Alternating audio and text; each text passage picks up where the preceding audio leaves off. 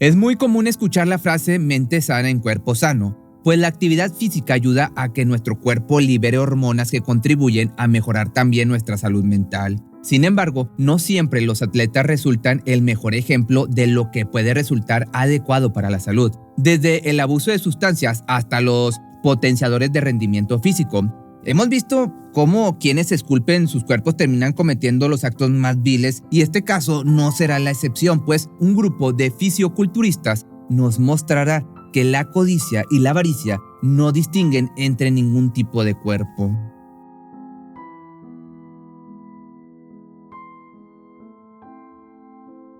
Cuando Mark Schiller despertó en el hospital a finales de 1994, contó a los doctores que había sido secuestrado, además de que sus captores intentaron quitarle la vida en repetidas ocasiones sin tener éxito. Esto sonaba imposible de creer incluso para quienes deberían tomar en serio sus palabras, pues el hombre había ingresado a la sala de urgencias bajo un reporte de accidente automovilístico por conducir bajo las influencias del alcohol. Mark, por otro lado, originario de Buenos Aires, había sobrevivido casi milagrosamente a todos los procesos que los médicos llevaron a cabo para salvar su vida. Por ejemplo, tuvieron que extirparle el brazo, reconstruir su cadera utilizando clavos y ganchos, además de emparchar su vejiga.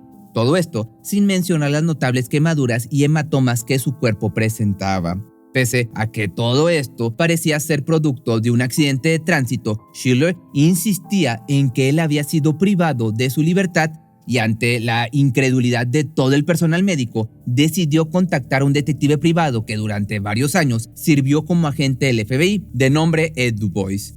Él no dudó en ningún momento sobre la veracidad del testimonio de su cliente, y tras escuchar detenidamente todo su relato, le dio un consejo que salvaría su vida: cambiarse de hospital. Al día siguiente, un grupo de hombres disfrazados de médicos entró a las instalaciones del Jack Memorial Hospital de Miami, Florida, en busca del empresario argentino, solo para quedar impactados tras escuchar sobre su traslado. Pero, ¿cómo es que las cosas llegaron a tal extremo para un hombre que ante los ojos del mundo daba la impresión de ser una persona común y corriente? Pues bueno, déjame te cuento. Mark Schiller llegó a Miami en 1989 acompañado por su esposa Diana. La pareja se conoció años atrás cuando él trabajaba como contador para una empresa petrolera en Colombia. Ahí consiguió acumular una pequeña fortuna que le permitió cumplir su sueño de convertirse en un exitoso empresario de Estados Unidos. Ese mismo año, el empresario adquirió una pequeña franquicia de un negocio de venta de sándwiches. Al poco tiempo, este negocio comenzó a prosperar y el hombre se vio en la necesidad de contratar personal que le ayudara con las distintas tareas que se requerían. En 1991, Linda, su secretaria personal, le pidió que contratara a su esposo, que recientemente se había quedado sin empleo. Aunque al principio no estuvo del todo de acuerdo con la idea, fue tanta su insistencia que terminó accediendo a entrevistarlo. Fue así como conoció a Jorge Delgado. Delgado, originario de La Habana, Cuba, era un hombre que solía pasar horas en el gimnasio Sun Gym cuidando de su prominente físico. Cuando no se encontraba ejercitando sus músculos, dedicaba su tiempo a buscar propuestas de negocios que pudieran aumentar el poder adquisitivo de su empleador, además del suyo. Fue así como poco a poco Jorge logró ganarse la confianza de Mark. Meses después de haberse conocido, ambos habían emprendido diversos negocios que resultaban en grandes ganancias para ambos. No obstante, el cubano no estaba del todo contento con la parte que obtenía como pago por sus servicios, ya que consideraba que ambos deberían obtener los mismos beneficios, pese a que él no contaba con el capital para invertir en dichas empresas. El Sun Gym, ubicado en el condado de Miami-Dade, a varios kilómetros de la zona céntrica, no se encontraba en un buen momento, ya que la competencia con otros gimnasios de la zona era bastante ardua y pese a los intentos del dueño, John Miss, por mejorar su negocio, las cosas no parecían proliferar, por lo que en el año del 95 decidió incorporar en sus filas a Daniel Lugo, un hombre de 1,89 m y 150 kilos de musculatura que parecía seguro de conocer la manera adecuada para hacer el lugar un éxito. Sin embargo, Lugo tenía un oscuro secreto, y es que tenía poco tiempo de haber salido de prisión tras estafar a una gran cantidad de personas ofreciéndoles préstamos en efectivo a cambio de una pequeña comisión. Sin embargo, el hombre nunca entregó el dinero a sus víctimas y fue arrestado. Daniel también había escalado hasta convertirse en gerente del Sun Gym y durante sus intensas sesiones de entrenamiento consiguió poco a poco hacerse amigo de Jorge. Poco después sería el mismo Delgado quien invitaría a su nuevo amigo a asociarse con su empleador para seguir cosechando éxitos comerciales. Desafortunadamente, Mark no estuvo de acuerdo con la sociedad y no solo esto, pues también pidió a su empleado que se alejara totalmente de Lugo, pues su actitud de querer volverse millonario de la noche a la mañana no iba acorde con la filosofía con la que habían estado trabajando. Además de que sus antecedentes penales demostraban la clase de asociado que podía llegar a ser. Pese a esto, Jorge hizo caso omiso de las palabras de su jefe y continuó reforzando la amistad con el hombre que lo entrenaba diariamente. No podía comprender cómo era capaz de desconfiar de una persona que dedicaba tanto tiempo al cuidado de su apariencia física. Cuando Schiller se enteró de que sus recomendaciones fueron ignoradas, decidió entonces cortar de golpe de tajo todos los negocios que había emprendido con Delgado, al punto que vendió todas las empresas que habían fundado y le dio una cantidad suficiente de dinero para que el hombre pudiera empezar a emprender por su propia cuenta. Sin embargo, ya sabes que siempre hay un pero, esto despertó la codicia de Lugo, que poco a poco comenzó a convencer a Delgado de que las acciones de Mark habían sido desproporcionadas y se merecía un escarmiento por haberlo hecho a un lado. Fue así como ambos comenzaron a planear secuestrarlo para robarle toda su fortuna y propiedades. Pero ambos sabían que entre ellos no sería suficiente para llevar a cabo dicha tarea, por lo que no dudaron en incorporar a otros 3 fisioculturistas con la promesa de pagarles $100,000 a cada uno por sus servicios. Fue así como Adrian Dorbold, Stephenson Pierre y Carl Wickes se incorporaron a sus planes, formando de esta manera la banda de los fisioculturistas. La tarea parecía ser simple,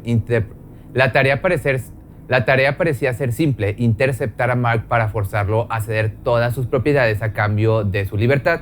No obstante, parecía que la banda había ejercido todos los músculos del cuerpo con la excepción del cerebro, ya que en diversas ocasiones sus planes de rapto se vieron frustrados por las circunstancias más comunes.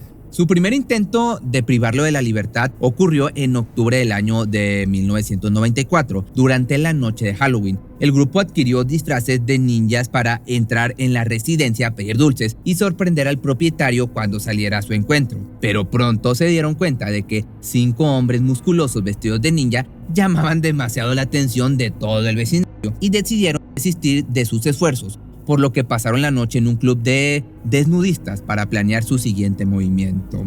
Pocos días después, intentaron vestirse con camuflaje para esperar el momento en que Mark saliera a recoger el periódico para sorprenderlo, pero uno de sus vecinos los sorprendió espiando en la propiedad y cuando los confrontó huyeron de la escena. Nuevamente, idearon un plan para capturarlo mientras compraba alimento para sus mascotas, pero en ese momento, la camioneta donde pensaban trasladarlo comenzó a fallar y tuvieron que repararla afuera del local. Schiller pasó junto a ellos sin imaginarse lo que estaban tramando, hasta que finalmente, el 15 de noviembre del año de 1994, consiguieron su objetivo al interceptar al empresario afuera de su negocio de sándwiches.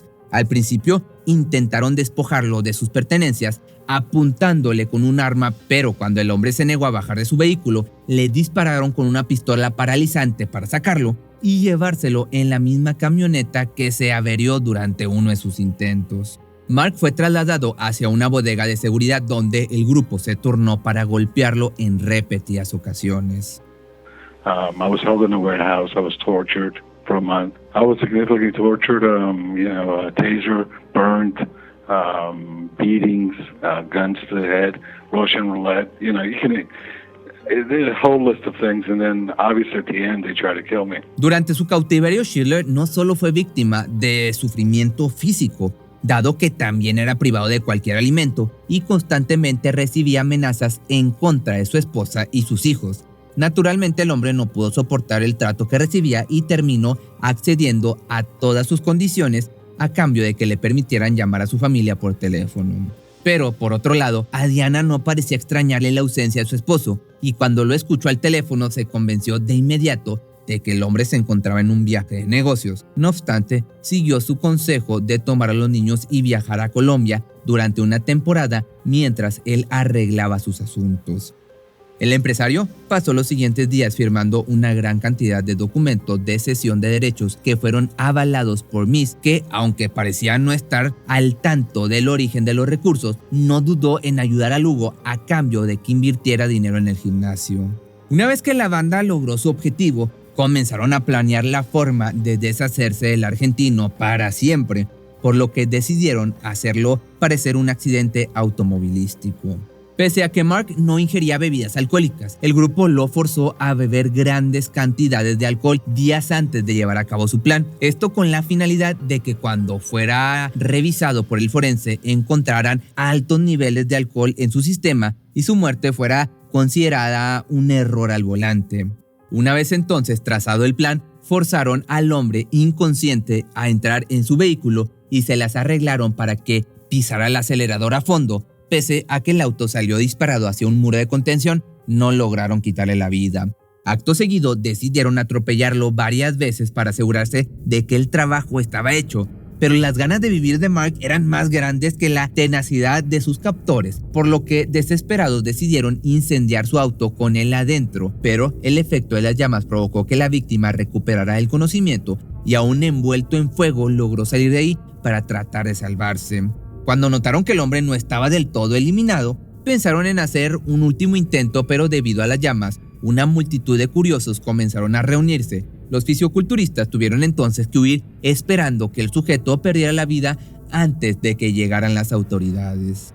Cuando los cuerpos de auxilio llegaron al lugar, lo llevaron de inmediato al hospital sin poder averiguar su identidad, por lo que el hombre recibió tratamiento bajo el seudónimo de John Doe, que es el nombre asignado a todos los pacientes, cadáveres y arrestados, cuya identificación es imposible de recuperar.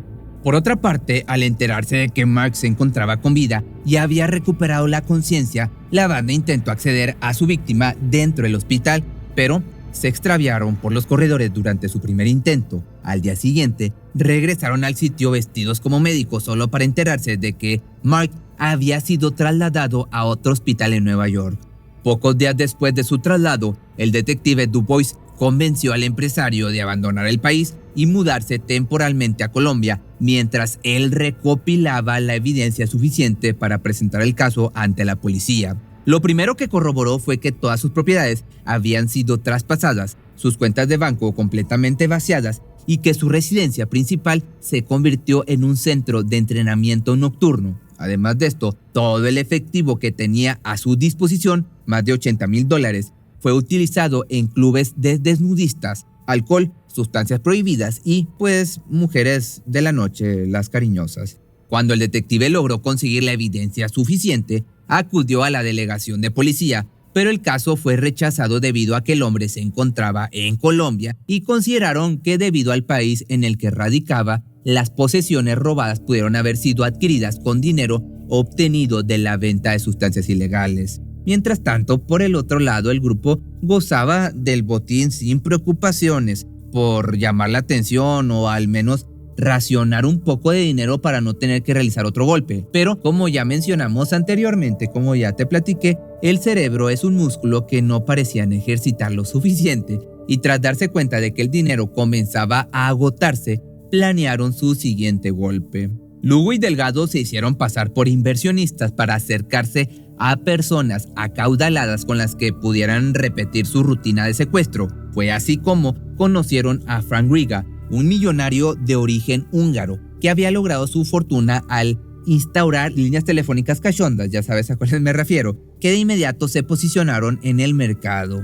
En mayo de 1995, Riga acudió a la vieja casa de Mark acompañado de su novia Christina Fulton para escuchar una supuesta propuesta de negocios. El grupo no desaprovechó evidentemente el momento en que el hombre se quedó solo para comenzar a golpearlo brutalmente.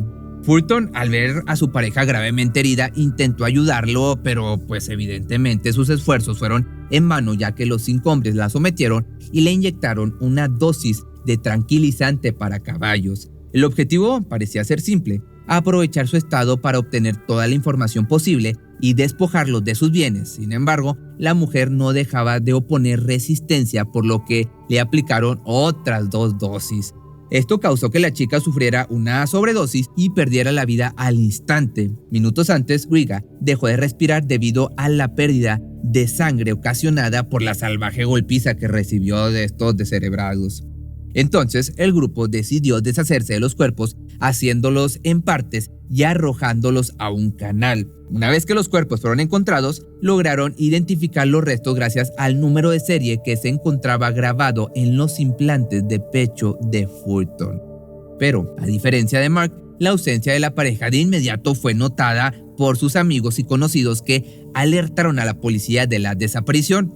No conforme con esto, el Lamborghini que Griga solía conducir fue visto por las calles de Miami con un hombre distinto a bordo. Se trataba de nada más y nada menos que Jorge Delgado. Cuando las autoridades recibieron el reporte, contactaron a DuBois para corroborar la información de los sospechosos y se dieron cuenta de que habían utilizado el mismo método para cometer el crimen anterior, por lo que de inmediato emitieron una orden de arresto en contra de toda la banda. Durbal y Jorge fueron arrestados ese mismo día en su domicilio, mientras que Lugo fue encontrado días después disfrutando en compañía de su novia. Por otra parte, Pierre y Carl también fueron puestos bajo custodia tras ser identificados en un bar de la zona. Ambos tenían una actitud sospechosa que alertó al gerente del lugar y no dudó en llamar a las autoridades. También ese mismo año, Mark se trasladó desde Colombia para ayudar con la investigación previa al juicio y lograr obtener un poco de justicia, hasta que finalmente el proceso se llevó a cabo 3 años después. Más de 90 testigos dieron cuenta de las acciones del grupo y casi 1,200 artículos de evidencia inculparon a todos por sus actos. El juez sentenció a Adrián y a Daniel a pena que le dieran cuello, mientras que Jorge logró una pena de 13 años tras testificar en contra de los demás miembros de la banda. Stevenson y Weekes, por su parte, fueron condenados a cadena perpetua por su participación en los crímenes. Además de esto, John Meese también recibió una pena de 30 años, pero perdió la vida debido a un derrame cerebral pocos años después.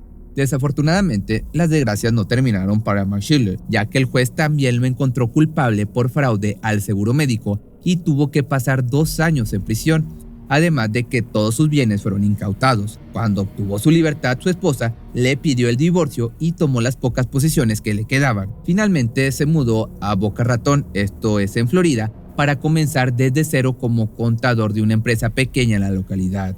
Poco después logró escribir 2 libros donde narra su experiencia y su motivación para sobrevivir. Este caso llegó a causar tanto revuelo que, de hecho, en el 2013, el famoso cineasta Michael Bay realizó una adaptación de la historia. Sin embargo, la cinta, lejos de reflejar la crueldad que sufrieron las víctimas, contó la historia desde una perspectiva más cómica, en la que los perpetradores fueron humanizados para cautivar al público. If you read my book, I think the story's uplifting and inspirational. The way they told it makes it look like a comedy.